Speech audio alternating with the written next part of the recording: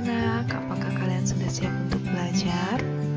Hari ini kita akan melanjutkan pembelajaran kita.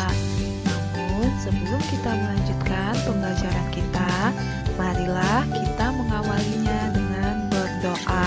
Berdoa dimulai.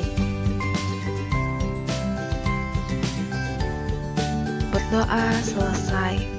Nah, anak-anak, hari ini kita akan melanjutkan pembelajaran kita, yaitu pelajaran 1 dengan tema ibadah yang sejati.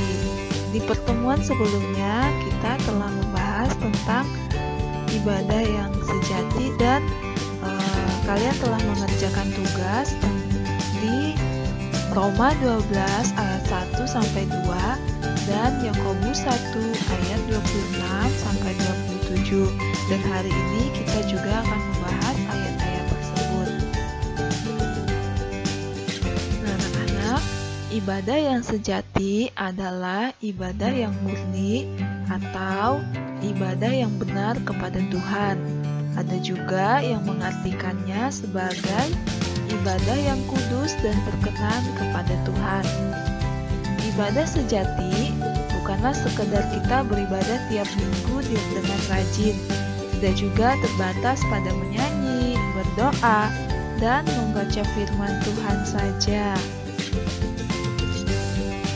Nah, anak-anak, kata ibadah menurut Kamus Besar Bahasa Indonesia berarti perbuatan untuk menyatakan bakti kepada Allah yang didasari ketaatan, mengerjakan perintahnya, dan menjauhi larangannya.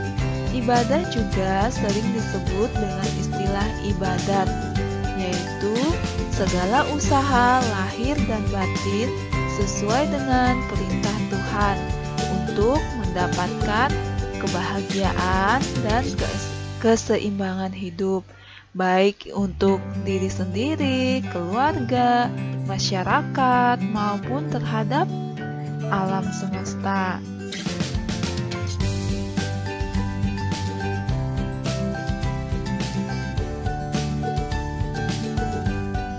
Arti lain untuk ibadah atau ibadat adalah upacara keagamaan, sedangkan kata sejati menurut Kamus Besar Bahasa Indonesia berarti murni atau sebenarnya atau sebenar-benarnya.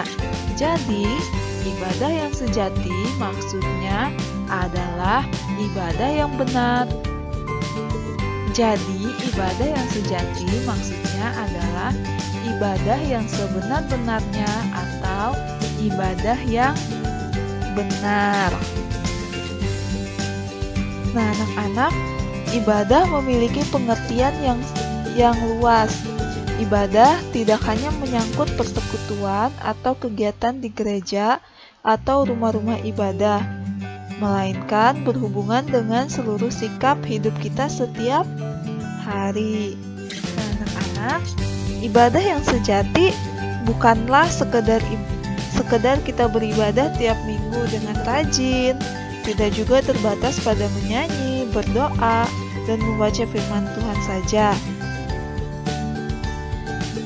Yang terutama adalah melakukan perintah-perintah Tuhan. Nah, anak-anak, ibadah tidak sekedar di gereja saja, melainkan di kehidupan kita sehari-hari, tidak terbatas. Dalam surat Yakobus 1 ayat 26 sampai 27 mencatat bahwa ibadah yang murni atau ibadah yang benar adalah mengendalikan lidah, mengunjungi yatim piatu dan janda-janda. Jadi, ibadah itu harus tercermin dalam tingkah laku dan gaya hidup kita. Yang terutama adalah melakukan apa yang diperintahkan Tuhan. Itulah yang dimaksud oleh Rasul Paulus ketika menjelaskan pengertian ibadah dalam Roma 12 ayat 1 sampai 2. Bagi Rasul Paulus, mempersembahkan tubuh sebagai persembahan yang hidup, kudus dan berkenan kepada Allah adalah ibadah yang sejati. Nah, anak-anak, mempersembahkan tubuh tidak berarti mengorbankan tubuh. Mempersembahkan tubuh berarti memberikan atau mengabdikan semua pikiran kita, perkataan, dan perbuatan atau tindakan kita sesuai dengan keinginan Tuhan. Semua pikiran, perkataan, dan perbuatan kita dapat terjadi dan terungkap melalui bagian-bagian tubuh kita. Oleh karena itu, apapun yang kita pikirkan, semua kata yang kita keluarkan, setiap tindakan yang kita lakukan, semuanya harus benar, sesuai ajaran Tuhan, dan berkenan kepadanya. Itulah yang dimaksud dengan ibadah yang sejati, yaitu memberikan diri kita sepenuhnya kepada Allah. Oleh karena itu, segala tindakan yang kelihatan oleh mata manusia seperti berdoa, berbakti, membaca Alkitab, menolong orang lain, berbuat baik, bila tidak dilakukan dengan tulus dan jujur di hadapan Tuhan, tidaklah dapat dikatakan sebagai ibadah. Itu hanya sandiwara atau pura-pura. Nah, anak-anak, Allah menyelidiki dan melihat ketulusan hati kita, bukan hanya tindakan yang kita lakukan.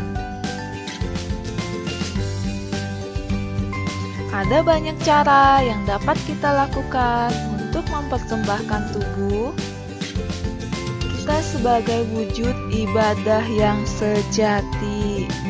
Yang pertama, menggunakan otak kita untuk merancang dan merencanakan hal-hal yang baik dan benar.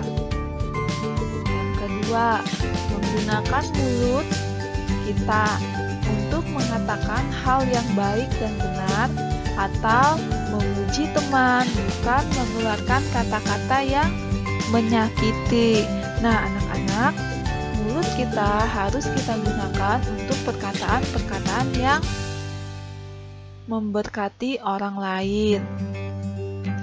Yang ketiga, tangan kita gunakan untuk membantu orang tua, kaki kita gunakan untuk bergegas menolong sahabat, bukan untuk menendang orang lain ketika marah.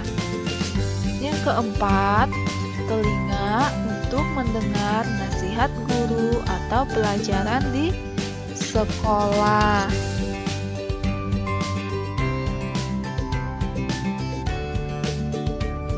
Nah, anak-anak, tindakan nyata lainnya dapat kita lakukan dengan cara melayani orang yang lemah, menolong orang miskin, bersahabat dengan semua orang, bersikap ramah dan sopan, dan tidak mementingkan diri sendiri. Nah, anak-anak, kita dapat mewujudkan ibadah yang benar melalui tindakan sederhana yang dapat kita mulai dari rumah, seperti patuh dan taat kepada orang tua, menyayangi kakak dan adik, rajin belajar, rajin membuat pekerjaan rumah, rajin ke sekolah, serta tidak terlambat ke sekolah atau sekolah minggu. Dengan demikian, ibadah yang benar tidak hanya dilakukan di gereja atau tempat ibadah saja, namun dilakukan di semua tempat. Contohnya, di rumah, di sekolah, di jalan, serta di tempat bermain atau rekreasi. di mall, dan semua di lokasi. Ibadah yang benar tidak hanya dilakukan pada hari Minggu saja, namun setiap hari, setiap saat, serta ibadah sejati itu ditunjukkan kepada semua orang. Itu berarti kita harus menjaga setiap sikap, perkataan, dan tindakan kita. Nah, anak-anak, kita tidak boleh menyakiti hati siapapun. Kita harus berlaku adil, jujur, benar, dan selalu mau memberi bantuan kepada orang yang membutuhkan, khususnya kepada orang-orang miskin dan menderita. Nah, anak-anak, untuk pertemuan kita hari ini sampai di sini, dan kita akan melanjutkan pembelajaran kita pada pertemuan berikutnya. Ibu berharap kalian tetap semangat belajar meskipun dari rumah saja. Dan jangan lupa untuk selalu jaga kesehatan ya anak-anak. Sampai jumpa, Tuhan Yesus memberkatimu.